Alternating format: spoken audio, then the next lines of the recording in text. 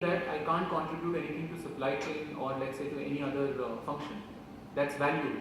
But then there is a way to get into that. It is not taken generally that okay I'm there so I'm taking it generally and taking advantage of that. Not that. Everybody in the organization knows that if you go an extra mile, then there is a process to it and you will get rewarded if you do well. On a lighter note, if you have a lot of such people, let them log on to TCS recruitment portal. We are recruiting in big numbers. Suchitra says they are recruiting in big numbers. Everybody is recruiting in big numbers. Whoever is like that, yes. I'm Ankush. So I have two questions. I'll go with the first one. The first one is basically we have a strong thought leadership for a mid-cap company, and it's kind of a red ocean where product and services are competing with each other. And what happens is they want to make sure that they create a niche in the market, emerging markets very quickly. So there's a strong leadership there present at first top 2 layers. But what happens is when it comes to execution index, we were talking about it. The failure starts happening because of cost constraints. Probably we can't get the best of the lot attracted. At the same point of time, what happens is there are two risks involved with this. One risk basically that getting away or drifted out of that competition because the execution is failing and that failover rolls up to the value chain. And the second risk is basically more and more competition coming to this red ocean. Right. So if we don't have the execution index strong, what happens is the company is going away towards the growth path. So my question here is, how do you, when you have a cost constraint in your operating model, especially in the engagement index, when the execution index has to be strong, but you can't have best of the lot in execution engine, how your value engine is strategized to run? Okay. Whom do you want? No, I think it's a general question in case we probably. If I've understood your question correctly, is that at some places, because of the constraint on cost, if the execution is not good, how do you kind of handle that? Absolutely, and that's where we let it be cost constraint or a services constraint, because more and more people are in blue ocean who can spend money, and that rolls down to the red ocean where the competition will wipe off. I can explain it to you. See, typically TCS, there is a goal and there is an attribute aspect. So goal is actual achievement, which typically in perfect execution will possibly score a 5. The attributes is more the relatively permanent aspect of your personality. Can the person work in teams well? So these are relatively more stable things. For example, if the execution is not perfect, and from the attribute perspective, we assess an individual or a group, that's fine. They have tried their best and they have tried logically and they have tried systemically, following all the processes, and because of extraneous circumstances, they haven't succeeded to the extent that they are. We do acknowledge. Because then their attributes rating will be much higher. So it kind of evens out. That's one. Second part is, as far as innovation is concerned, actually this is never a constraint because you have a lot of focus, we have a lot of focus on innovation. So innovation, I would say if there are 10 projects started, 10 ideas to be piloted, if 2 succeed, I'm sure Chandra, our CEO, is very happy. I mean, 2 out of 10, I would say is a pretty good achievement. Rest, the money sinks, fair enough.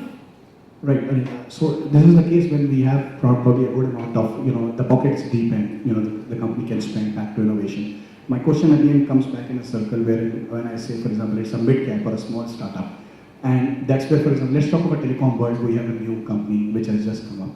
So what happens is they probably have hired the best lot in terms of strategizing, but now the operating income doesn't allow them to have equally execute in the execution index to be strong, because they either go for campus hiring or they'll go for some level of experience. So will that strategy work, or right at the start that strategy should not be formulated even for mid-cap and small caps, because like I said, it will result in probably failover which will roll up to the value chain. Salary actually does not determine how well you do or don't do something. Your targets and very clear processes determine that. So even if you get a person from, let's say, an average college, but you have very clear, so you know his IQ, you know his EQ, you lay down very clear process, you have to go to the market or whatever, for us, You have to go, you have to fill up a bag of chips, you have to actually place it in rack A is Lay's, rack B is Kurkure, rack 3 is Aliva. He has to follow the process. So there is nothing that, oh, he's from a mid-college, so he can't perform at a great college, he performs. No. That's completely separate. That's potential and that's different. Right, Sujatra. But if there's a time to perform, because like I said, it's a 3G world, so you never know by the time you scale up your people to perform. The 6 months you are back in terms of some new people who have come or the business has come, and you are actually not leading, you are lagging behind. So my answer is speed to opportunity is there. There is a limited time frame, and you have a limited budget, especially again back to small caps and mid caps. In that case, how do you make sure that you move forward rather than these kind of things falling back? And is there? I don't Have a know. strong leadership boss at the unit level for sure. Have a strong leadership. Yes. If you can't afford the best, but at least have strong people who will drive what you are looking at. So at the hiring stage itself, make that change. Because it's not about the change of what person you're bringing in at a junior level will do the job or not. It's about, okay, these are my execution norms, will they get implemented well? So you need somebody to make sure that they get implemented well, which means at a managerial capacity you need people who will be absolutely very strong in execution.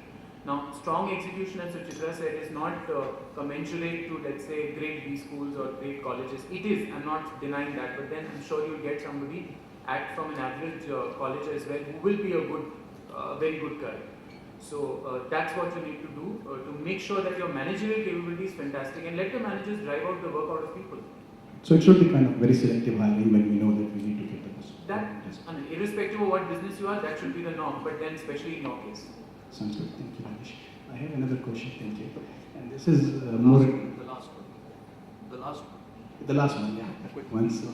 So we have seen in the organizations wherein we have some of the global things to leverage, and we say that some of these things are local and has to be customized according to the business driven and the scenarios, right? So from that perspective, I think I probably am more researcher in terms of management models. I study management models and how they succeed. So some of the models actually, when they tend to customize, what happens is some of these organizations drift away from being a people's company, right? So for example, if you go to US and probably work there, you find a lot of difference, not how business is done, but probably how, the culture itself is not, it's kind of diluted, I'll say, it's not consistent. So my question to all of you is, based on your organizations, which are truly global organizations, how do you make sure some of the global things in terms of culture, not how the business is run, gets leveraged to local, so that the organization doesn't drift from a truly people's company to a totally business mindset operating globally, because again I think it rolls back to value chain. Okay. See, I look back at my journey in TCS. I joined in '96, and of course, a lot of stories. So now I'm kind of a dinosaur in TCS because the average age is around 27, so I'm 53. Yeah. So when I look back, what used to happen in the earlier days of evolution of TCS is that when our people used to go from here, we had a program which was called cultural sensitization. So everybody who was going overseas used to kind of undergo that program. Now as we became bigger, and then of course that cry started a few years back that, well, are these people taking away American jobs and British jobs and Dutch jobs? So the move started that let's recruit locally. So our current model is pretty clear that we recruit locally in large numbers, and that has certain advantages obviously. It also has its own cost factor because most of the guys are pretty expensive. I mean, in today's scenario, I think real estate in the US is much cheaper than it is in Delhi, but as far as people are concerned, they are pretty expensive. But our focus on cultural sensitization of our people who are going from here continues in a much larger way. Those days we in fact didn't have the foreign language training. Now we have foreign language training. There is a group which handles this aspect, and practically every language where we operate in, we have a mechanism. There are web-based trainings available, and there are instructor-led faculty programs which are held in the classrooms before everybody goes.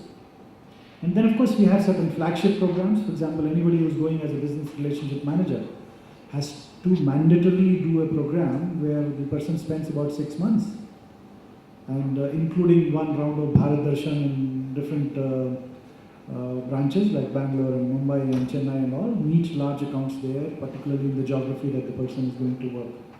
So we have found our own way, but yes, cultural sensitization continues to be the strongest. In fact, we have a good number of employees who are very familiar with this culture. So that's how we are. See, we are also a global company, and the reverse for us holds true. And so I showed you the values, which is common across all PepsiCo offices.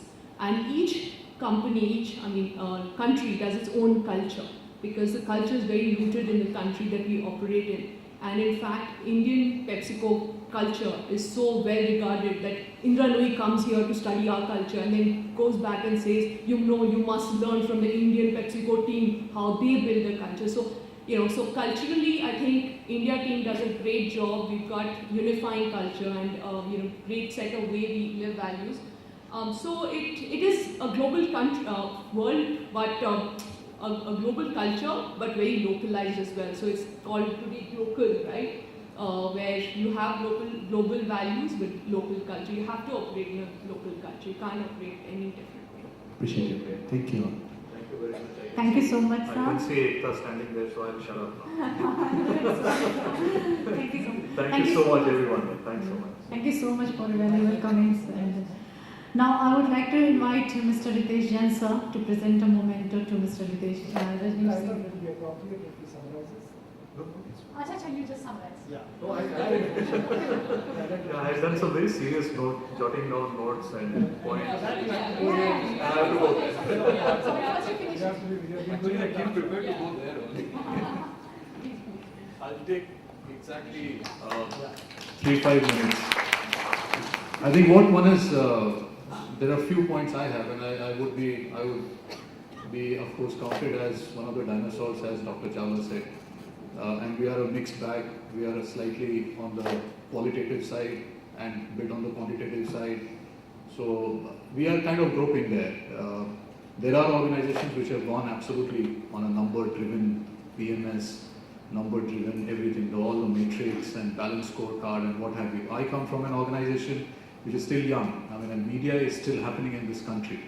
How much of all this can be applied is a huge, big question mark. Do we have a PMSN system in such an organization? Of course we have a PMSN system. Why does a CNN IBM become a #1 channel? Because there are hugely number of high performers in the company. Now, how are we tracking their performance? Of course we are tracking their performance. But do we really put too much of numbers onto their performance? We can't. And so it's so much, one has to look at every case which has been presented from a very, what was the context and where it has been applied. I think that's very important.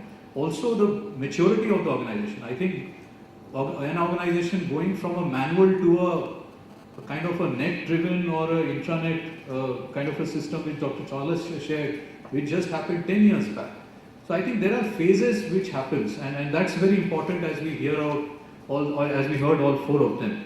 I think some of the key takeaways very important were how can we keep things transparent and simple and structured. That was one I really liked. Use of values, I think that's very critical to ensure that there is a culture fit of the individual with the organization. The integration of the business performance as well as the individual performance, very, very critical. I think that was another important point. The goal cascade with Dr. Chawla shared, very, very interesting point, how through balanced scorecard, they actually come down from the CEO's scorecard down to the absolutely a project person in the front line. The dilemma, again, Dr. Chawla is very interesting. He said, are we too number driven? I think that's a brilliant point again. So one should keep questioning, are we becoming too number driven? That's an interesting point to again carry home. Interesting to see some focus on strategy, which Rajesh emphasized, that we need to articulate our strategy if we need to get the performances right, and also emphasize a lot on what kind of processes are followed. I think the last piece from Yogesh was brilliant, how he linked up the importance of both performance and potential, and linking up with pay as well as promotion. I think that was an interesting one. And how he also kind of gave a good sharing of his practices, in the sense how they give a 1/3 to people results as much as 2/3 to the business results. So which was a very interesting thing to look at things. I think that kind of sums up. Won't take too much of time. Thank you, Ekta. Thank you, everyone. Thank you so much.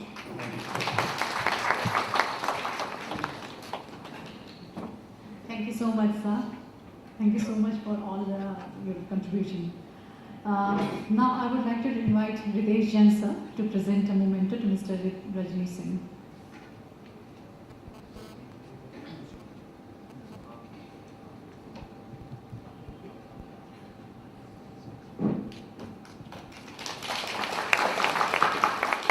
Pradeep, sir, please present a memento to Dr. Anil Chawla.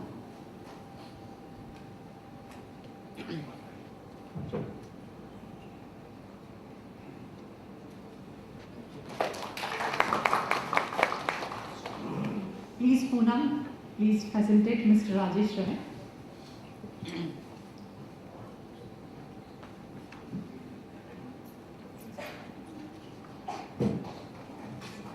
I would like to invite Rajat Soni, CEO ADS Solutions, to present a memento to Mr. Yogesh Mishra.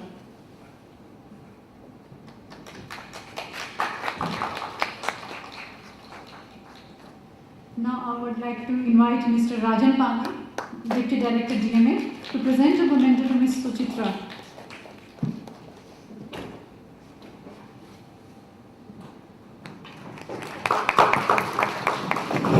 Thank you so much, sir, and ma'am, for all your support to make this event a success.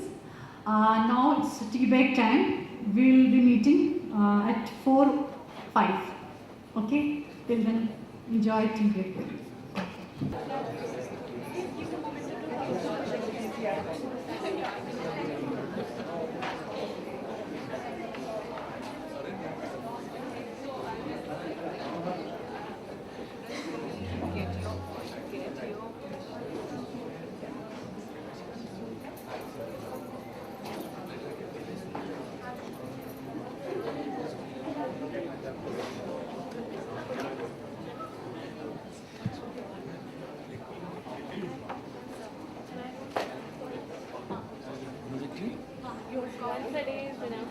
Once a day.